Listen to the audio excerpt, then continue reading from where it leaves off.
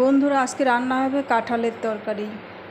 Refine তেল দিয়েছি, গরম মশলা দিয়ে দিচ্ছি, গোটা জিরে দিয়ে দিচ্ছি, তেজপাতা, এবারে দিয়ে দিচ্ছি কুচিয়ে রাখা পেঁয়াজ। পেঁয়াজগুলো হালকা ভাজা হয়ে গেছে।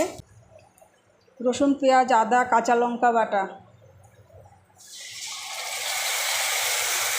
এবারে দিয়ে দিচ্ছি পরিমাণ মতো নুন, আর দিয়ে দিচ্ছি সামান্য হলুদ। এবারে এটাকে হালকা কষিয়ে নেব। কাঁঠালটাকে ভাপিয়ে নিয়েছি সামান্য হলুদ দিয়ে। এবারে দিয়ে দিচ্ছি সামান্য চিনি। এর মধ্যে জিরে গুঁড়ো, ধনে গুঁড়ো বাটা দেওয়া আছে। এবারে দিয়ে দিব ভাপিয়ে রাখা কাঁঠাল।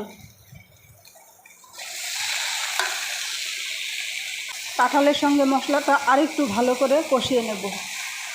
আরেকটু জল দিয়ে দিচ্ছি, ঢেকে দেব।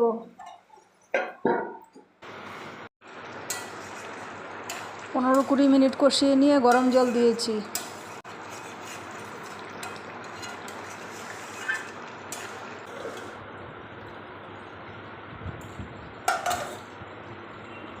দিয়ে দিচ্ছি স্যালাড,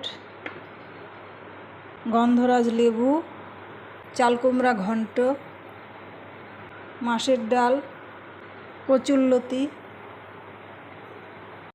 আর কাঁঠালের তরকারি।